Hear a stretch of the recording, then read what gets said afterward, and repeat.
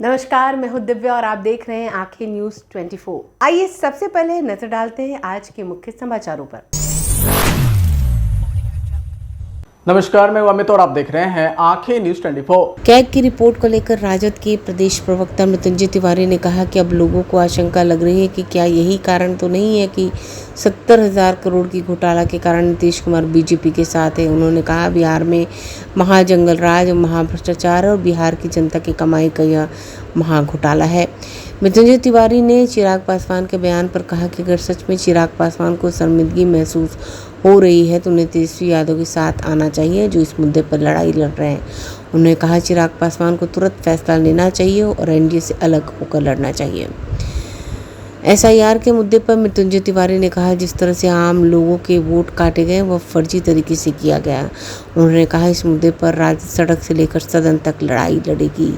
Bureau report, आंखें news 24। Bihar को जिन्होंने लूटा है ये महाघोटाला है। 70,000 करोड़ का कोई हिसाब नहीं मिल रहा है, सीएजी का रिपोर्ट कह रहा है। अब लोगों के मन में ये आशंका है कहीं ये तो कारण नहीं है नीतीश जी का फिर से बीजेपी से हाथ मिलाना, क्योंकि जो बीजेपी से हाथ नहीं मिलाते फिर उनके ऊपर जांच एजेंसियां आईटी, ईडी, सीबीआई आती है और जो हाथ मिला लेते हैं तो फिर इसी तरह से बच जाते हैं। ये 70,000 करोड़ का हिसाब बिहार की जनता मांग रही है। बिहार में डबल इंजन की नीति से सरकार में अपराधियों और भ्रष्टाचारियों की बहार है।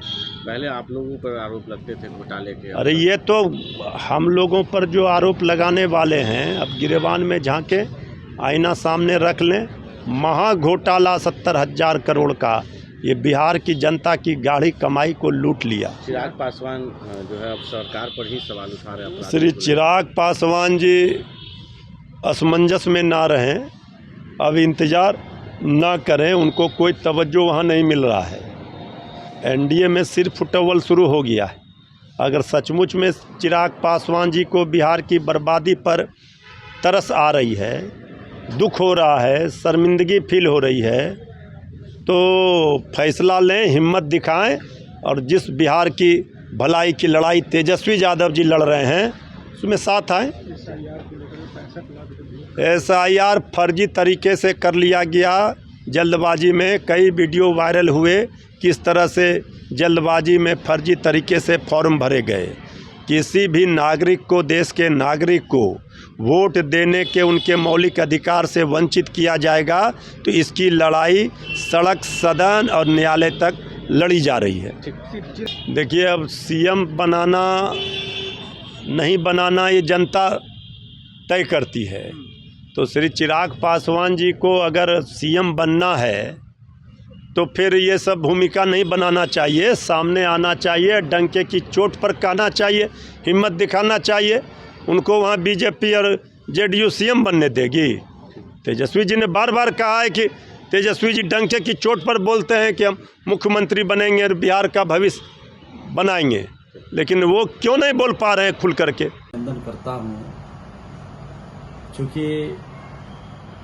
ये सत्र आखिरी था और इस सत्र के बाद हम सबको चुनाव में जाना है और सत्र अवधि में आप सबका सहयोग, आप सबका प्यार, आप सबका स्नेह बहुत मिला। सदन से बाहर जब हम लोग गाड़ी से उतरते हैं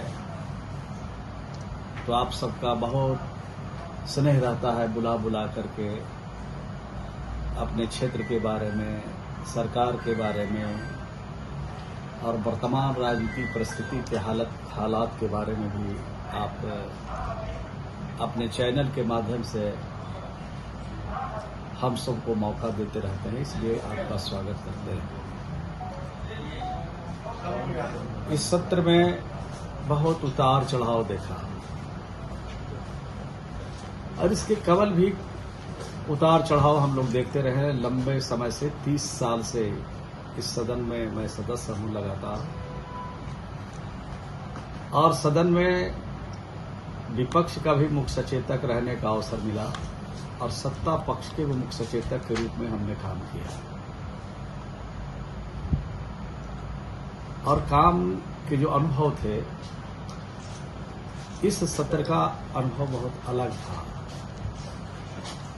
अगर इस सत्र के अनुभव को साझा करें, पब्लिक के साथ अगर साझा करेंगे तो निश्चित रूप से लगेगा कि धीरे धीरे सदन की मर्यादा लोगों ने घटाया है, जबकि सदन की मर्यादा को बढ़ाना चाहिए। उन भाषाओं का उपयोग करना चाहिए जिन भाषाओं से किसी के दिल पर, दिमाग पर, भावना से कोई पर ठेस नहीं पहुंचे, ऐसे शब्दों का इस्तेमाल करना चाहिए। इस सदन में भिन्न देखा, लेकिन फिर भी जो कुछ हुआ हम सब लोग के सामने हुआ और हम लोगों ने बहुत धैर्य के साथ, सत्ता पक्ष के लोगों ने 5 साल का कार्यकाल हम लोगों ने समाप्त किया और प्रेस और मीडिया के लोगों का बहुत सहयोग मिला, बहुत अपनापन लोगों में दिखा। यही अपनापन, यही सहयोग आगे भी मिलता रहे, यही हम लोगों की अपेक्षा है। समाचारों में वक्त हो चला एक छोटे से अंतराल का। पटना में कई वर्षों से शिक्षा में अहम योगदान दे रहा है Gyansthali high school Alamganj Patna city, जहां 10वीं और 12वीं की बोर्ड परीक्षाओं में 100% अंक प्राप्त कर रहे हैं बच्चे। एक ऐसा स्कूल जहां न केवल होती है पढ़ाई बल्कि साथ ही साथ होती है कल्चरल एक्टिविटी, स्पोर्ट्स एक्टिविटी से जुड़े गेम्स, मैथ ओलंपियाड से लेकर साइंस ओलंपियाड, जहां बच्चों के लिए स्कूल कैंपस अत्याधुनिक सुविधाओं से लैस, छोटे बच्चों के लिए वाहन और ट्रांसपोर्ट की विशेष सुविधा। तो देर किस बात की, आज ही कराएं अपना नामांकन Gyansthali high school Alamganj Patna city में, जहां नामांकन की प्रक्रिया जारी है। संपर्क करें पुलिस चौकी Alamganj main road near Alamganj थाना पटना बिहार 800007। समाचारों में आपका फिर से स्वागत है। नमस्कार, मैं अमित और आप देख रहे हैं आंखें न्यूज़ 24। इस वक्त हमारे साथ मौजूद हैं विभा सिन्हा जी, जो कि बिहार नाट्य अकेडमी की सचिव हैं। तो उनसे जुड़ते हैं, जानने की कोशिश करेंगे। मैम, सबसे पहले आपसे सवाल ये रहेगा कि आप संगीत नाट्य अकेडमी से जुड़ी हुई हैं, तो कैसे चीज़ को आप निभाती हैं और कितना मुश्किल आता है आपको? संगीत नाटक अकेडमी से मैं जुड़ी हुई थी, अब अवकाश प्राप्त कर चुकी हूँ। और ये देखिए, जब महिलाओं को काम करने की नौबत जब आती है ना, तो बहुत सारी मुश्किलों का सामना करना पड़ता है। और ख़ासकर मेरे साथ मैंने बहुत सारी मुश्किलों का सामना किया, क्योंकि मैं अकेली महिला थी उस ऑफिस में पूरे जेंट्स के बीच में। तो काम करने में जो सुविधा मिलनी चाहिए थी वो बहुत सहजता से नहीं मिली, बहुत संघर्ष करना पड़ा काम करने के लिए। लेकिन चलिए, हम लोग चूँकि इस बैकग्राउंड से आते हैं, जयप्रकाश नारायण के आंदोलन में सक्रिय रहे, और चूँकि उस बैकग्राउंड से आते हैं इसलिए हम लोगों को संघर्ष करने की आदत थी, तो वैसा कुछ बेजा नहीं लगा। चलिए, ये जॉब भी था अच्छा और मेरे पसंद का था, इसलिए मैं किसी तरह से उसमें सरवाइव कर गई। मैम, आपने बताया कि आप एक महिला थी, काफ़ी संघर्ष किया, तो आपसे अगला सवाल यही रहेगा कि जो महिलाएं हैं अलग अलग फील्ड में काम करती हैं, तो उनके लिए भी काफ़ी संघर्षपूर्ण हो जाता है उनका जॉब। तो कैसे महिलाओं को इन चीज़ों से बाहर निकलना चाहिए और आगे अपने जॉब को कंटिन्यू करना चाहिए?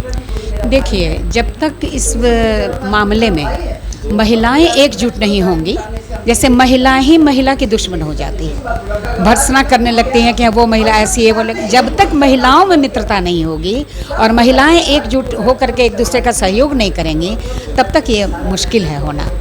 कि जैसे स्वतंत्रता मिलती है, हम स्वतंत्र हैं अपने क्षेत्र में, दूसरी महिला हैं वो अपने क्षेत्र में स्वतंत्र है, तो हम उसको जब तक अप्रिशिएट नहीं करेंगे, जब तक उसकी प्रशंसा नहीं करेंगे, तब तक हमारा भी जो है ना व्यक्तित्व धूमिल हो जाएगा। जब मैं यही बस एक ही मंत्र है मेरा कि महिला का जब साथ नहीं देगी, सहयोग नहीं करेगी, कहीं ना कहीं उनका विकास रुक जाएगा, अधूरा रहेगा। मैम, आपसे अगला सवाल ये रहेगा कि तमाम जो लोग हैं महिलाओं के सशक्तिकरण की लगातार बातें करते हैं, सरकार भी बातें करती है, लेकिन आज भी महिला कहीं ना कहीं उस पोजीशन पे नहीं पहुंच पाई जहां अभी तक पुरुष पहुंच चुके हैं। तो क्या कुछ करने की ज़रूरत है? देखिए, आज भी महिलाओं को दोयम दर्जे पे रखा जाता है। कितनी भी प्रतिभाशाली महिला हो, पर उसको एक दोहम दर्जा दिया गया है। घर में भी ऐसा देखा जाता है कि लड़कों को काफ़ी प्रिविलेज मिलता है, लड़कियों को दबा कर रखा जाता है, तो क्या कारण मानती हैं? देखिए, ये कारण जो पितृसत्तात्मक जो आ रहा है ना शुरू से, मैं तो वही कारण मानती हूँ। पुरुष प्रधान समाज है और एक पितृसत्तात्मक जो प्रवृत्ति है परिवार में कि पिता जो कह दिया, जो फैसला कर दिया, वो सर्वसम्मति से पारित है। दूसरी बात है कि घर में सबसे बड़ी बात है कि आर्थिक दृष्टिकोण से कौन उसमें कमा रहा है, तो ये भी बात है कि आर्थिक दृष्टिकोण से अगर पिता है उसी पर सारा घर चल रहा है तो उसका कहना आपको मानना पड़ेगा। लेकिन महिलाएं हैं ना, अभी आज के क्षेत्र में बहुत सारे पिता ऐसे हैं जो अपनी बेटियों को आगे बढ़ा रहे हैं, बहुत सारी माताएं पढ़ी लिखी हैं जो अपनी बेटियों को पढ़ा रही हैं। तो एक आर्थिक दृष्टिकोण से जो संपन्न महिलाएं हैं ना, उनके साथ ये बाहर भी ये समस्या है, पर घर में उतनी समस्या मेरे समझ से नहीं है। और एक बात और भी है, पुरातन काल से जो एक चली आ रही है प्रथा, उस प्रथा को बिहार में आज भी लोग जीवित रखे हुए हैं। मेरा ये मानना है कि कितना भी आप स्वतंत्र हो जाइए, आप रात में कहीं से भी काम करके लौट रहे हैं तो आपको ये अप्रिशिएशन नहीं मिलेगा कि आप काम करके लौट रहे, अरे इतनी रात तक कहाँ थी भाई। शक पहले होगा, पड़ोसी शक पहले करेंगे। काफ़ी बहुत मानसिक प्रताड़ना झेलनी पड़ती है। मतलब मैंने देखा है ऐसा, और अपने फील्ड में भी देखा है कि जैसे एक टीम वर्क है कि म्यूज़िकल कार्यक्रम हो रहा है, डांस का कार्यक्रम हो रहा है, और उसमें जो है लड़कियों को घर जाने में लेट हो जाता है। तो जब देर होती है तो वो माता पिता बंधन लगा देते हैं कि भाई आप देर कर रही हैं तो आप जो है ये कार्यक्रम अब कल से नहीं होगा।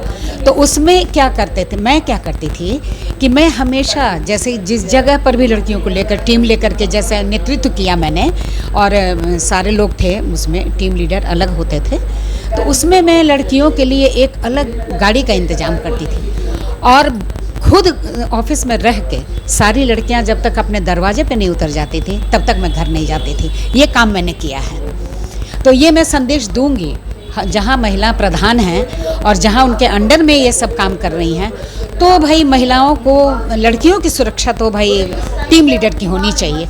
जो ऑफिस में अगर नेतृत्व कर रही हैं उनकी जिम्मेदारी ये होनी चाहिए। मैम, आप संगीत नाट्य अकेडमी से जुड़ी हैं और आजकल जैसा संगीत आ रहा है खासकर भोजपुरी में, उसके ऊपर मैम क्या कहेंगी? देखिए, भोजपुरी संगीत के बारे में तो क्या ही कहूँ, बहुत विकृति आ गई है भोजपुरी संगीत में। जो उस समय का संगीत था भोजपुरी, जो महेंद्र मिश्र का था, जो भिखारी ठाकुर का था, जब शारदा सिन्हा का था, विंध्यवासिनी देवी का था, वो संगीत अब तो है नहीं। वो सारा पारंपरिक था। तो अब तो है ना कि मिक्स्ड जो कल्चर चल गया है ना म्यूज़िक में, कुछ उसमें मिला दो, कुछ उसमें मिला दो, तो ये मिली जुली जो भाषा, सोशल मीडिया का भी काफ़ी इसमें रोल रहता है। काफ़ी। और सोशल मीडिया, देखिए सोशल मीडिया को प्रमोट कौन कर रहा है? आप ही न कर रहे हैं, मतलब जैसे सिंगर कर रहे हैं। तो जो सिंगर सोचते हैं कि हम इसी तरह से पॉपुलर हो जाएंगे तो वो सोशल मीडिया पे कर रहे हैं अपना काम। मैम, काफ़ी दुअर्थी गाने भी बनाए जाते हैं जो कि काफ़ी वल्गर भी होते हैं, लोगों को सुनने में असहज भी होता है। तो मैम, सिंगर से वो कहते हैं कि लोग हमारे गाने जो अच्छे बनाते हैं वो लोग सुनते नहीं हैं, ऐसे गाने को लोग ज़्यादा प्रमोट करते हैं। तो मैम, उनकी मानसिकता को लेकर क्या कहेंगे? देखिए, मानसिकता के बारे में जहाँ तक मेरा मानना है, अब गांव गंवई में लोग, आप ये शहर में भी देखते हैं, सरस्वती पूजा में डिस्को बजने लगता है, तो ये तो शहर में भी रोक नहीं है ना। तो गांव की तो बात छोड़ दीजिए, गांव में भी आप देखिए कि कहीं भी प्रोसेशन निकलता है तो उसमें सिर्फ फिल्मी संगीत बजता है।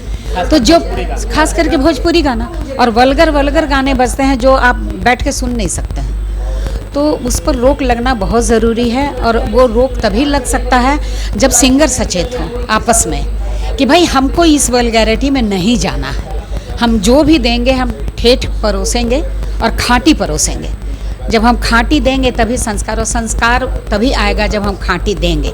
जैसे विंध्यवासिनी देवी ने कभी भी सिर से आंचल नीचा नहीं किया, और शारदा सिन्हा ने कभी भी वल्गर गाना नहीं गाया, एक शब्द भी नहीं गाया।